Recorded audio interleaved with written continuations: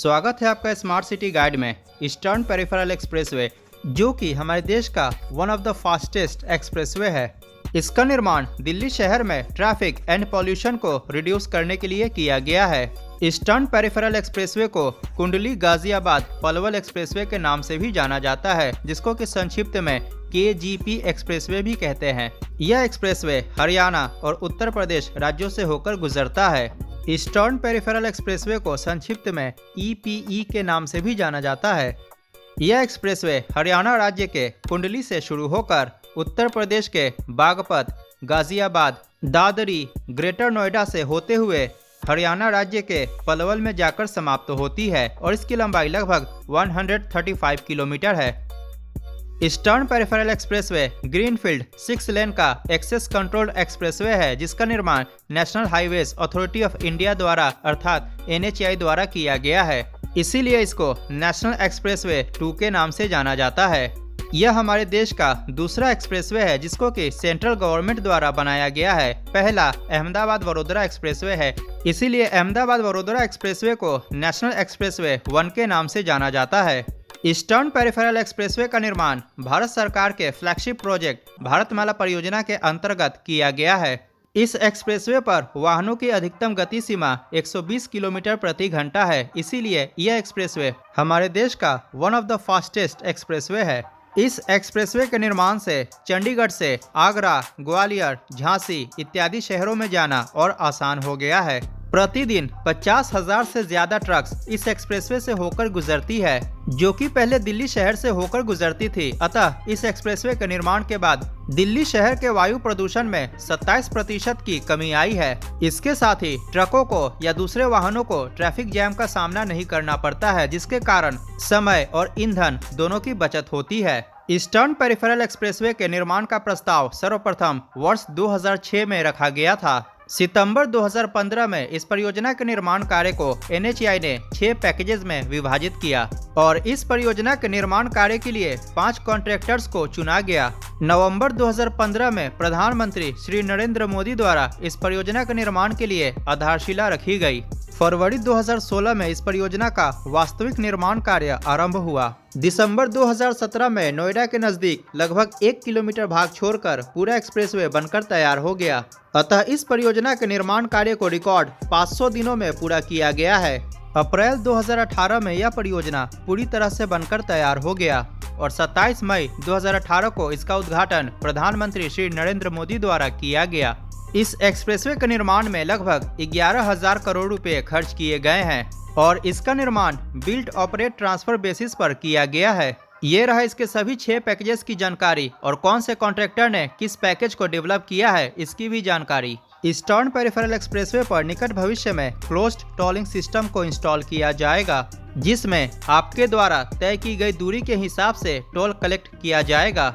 अतः पूरे एक्सप्रेसवे का टोल नहीं देना है, जितनी दूरी आपने तय की है केवल उतने का टोल भुगतान करना होगा। इस एक्सप्रेसवे पर फास्टैग द्वारा टोल कलेक्ट किया जाता है। इसकी कुछ विशेषताओं के बारे में जान लेते हैं। इस एक्सप्रेसवे के प्रत्येक एंट्री पॉइंट पर वेट इन मोशन सेंसर्स को इंस्टॉल किया गया है, ताकि ओवरलोडेड व्हीकल्स की पहचान हो पाए और उनको एक्सप्रेसवे पर जाने से रोका जा सके। कोई भी वाहन निर्धारित गति सीमा से ज्यादा तेज गाड़ियों को न चलाए, इसके लिए इसके प्रत्येक 2 किलोमीटर पर व्हीकल्स के स्पीड को मॉनिटर करने के लिए कैमरास को इंस्टॉल किया गया है और ओवर स्पीडिंग पर चालान का भी प्रावधान है। प्रत्येक 500 मीटर पर रेन वाटर हार्वेस्टिंग सिस्टम को इंस्टॉल किया गया है, जिससे कि बारिश के पानी को स्टोर किया जा सके। रेन वाटर हार्वेस्टिंग सिस्टम भूजल के रिचार्ज में भी सहायक सिद्ध होता है। इस एक्सप्रेसवे के दोनों किनारों पर लगभग 2.5 लाख पेड़ों को भी लगाया गया है, जिनमें पौधों को पानी ड्रिप इरिगेशन सिस्टम द्वारा प्रदान किया जाता है। ईस्टर्न पेरिफेरल एक्सप्रेसवे को एनवायरनमेंट फ्रेंडली एक्सप्रेसवे के रूप में डेवलप किया गया है। इसके अंतर्गत वेरियस लोकेशंस पर सोलर पैनल्स को इंस्टॉल किया गया है, जिससे कि इस एक्सप्रेसवे पर रोशनी प्रदान की जा सके। एक्सप्रेसवे के किनारे कुल 8 सोलर पावर प्लांट्स को इंस्टॉल किया गया है, जिनकी कैपेसिटी 4000 किलोवाट्स है।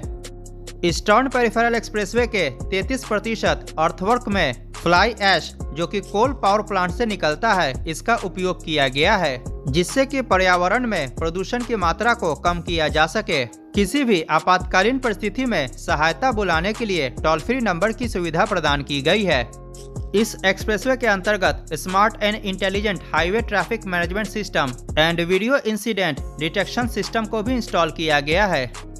ईस्टर्न पेरिफेरल एक्सप्रेसवे परियोजना के निर्माण में 11 लाख टन सीमेंट का इस्तेमाल किया गया है।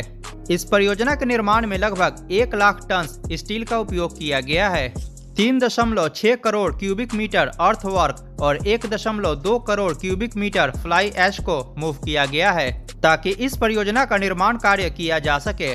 इस एक्सप्रेसवे के बन जाने के कारण जम्मू कश्मीर, पंजाब, हरियाणा, उत्तराखंड, उत्तर प्रदेश, राजस्थान इत्यादि राज्यों में आना और जाना काफी आसान हो गया है। यात्रियों की सुविधा को ध्यान में रखते हुए इस एक्सप्रेसवे के किनारे निकट भविष्य में वे साइड एमिनिटीज की सुविधा प्रदान की जाएगी, जिसके अंतर्गत rest rooms, motels, restaurants, retail shops, hotels, petrol pumps इत्यादि की व्यवस्था प्रदान की जाएगी। इस एक्सप्रेसवे के प्रत्येक लेन की चौड़ाई 3.75 मीटर है। भविष्य में जरूरत पड़ने पर इस एक्सप्रेसवे को 8 लेन तक एक्सटेंड किया जा सकता है। एक्सप्रेसवे के निर्माण के बाद इसके किनारे कमर्शियल और रेजिडेंशियल एक्टिविटीज काफी जोर शोर से चल रही है। एक्सप्रेसवे के कारण नए कमर्शियल और रेजिडेंशियल सेक्टर्स का विकास हो रहा है, जिसके फलस्वरूप इन्वेस्टमेंट के नए सेक्टर्स उभर रहे हैं। अतः eastern peripheral expressway Delhi NCR के विस्तारीकरण में अपना महत्वपूर्ण योगदान दे रहा है। ईस्टर्न पेरिफेरल एक्सप्रेसवे परियोजना के अंतर्गत 406 स्ट्रक्चर्स का निर्माण किया गया है, जिसके अंतर्गत 8 रेलवे ओवर ब्रिजेस अर्थात आरओबी का निर्माण किया गया है। 4 मेजर ब्रिजेस और 46 माइनर ब्रिजेस का भी निर्माण किया गया है। ईस्टर्न पेरिफेरल एक्सप्रेसवे के मेन कैरेज वे पर 2 टोल प्लाजास का निर्माण किया गया है और बाकी के टोल बूथ का निर्माण इसके इंटरचेंजेस पर किया गया है। इस एक्सप्रेसवे पर कुल 7 इंटरचेंजेस का निर्माण किया गया है और इन्हीं इंटरचेंजेस के अंतर्गत डासना में state of the art clover leaf interchange का निर्माण किया गया है, जहां eastern peripheral expressway national highway 9 को क्रॉस करती है। National highway 9 Delhi Meerut expressway के हापुड़ सेक्शन का पार्ट है। इसके साथ ही ईस्टर्न पेरिफेरल एक्सप्रेसवे को दिल्ली मेरठ एक्सप्रेसवे के मेरठ सेक्शन, जो कि नेशनल एक्सप्रेसवे 3 है, इससे भी इंटरचेंज द्वारा कनेक्ट किया गया है। फिलहाल eastern peripheral expressway Yamuna expressway से इंटरचेंज द्वारा नहीं जुड़ा हुआ है, तो इसको जोड़ने के लिए भी इंटरचेंज का निर्माण किया जाएगा। इस एक्सप्रेसवे का निर्माण सीमेंट कंक्रीट से किया गया है। आपको बता दें कि कंक्रीट से बना रोड बिटुमिन की तुलना में ज्यादा ड्यूरेबल होता है। इसके अलावा ईस्टर्न पेरिफेरल एक्सप्रेसवे के अंतर्गत 3 flyovers, 70 vehicular underpasses, 151 pedestrian underpasses, 114 culverts अर्थात पुलियों का निर्माण किया गया है और यह एक्सप्रेसवे निश्चित रूप से एक वर्ल्ड क्लास एक्सप्रेसवे है। तो आज की वीडियो में इतना ही। अगर वीडियो पसंद आया हो तो लाइक करें और चैनल को सब्सक्राइब करना बिल्कुल ना भूलें। मिलते हैं अगली वीडियो में। जय हिंद, वंदे मातरम।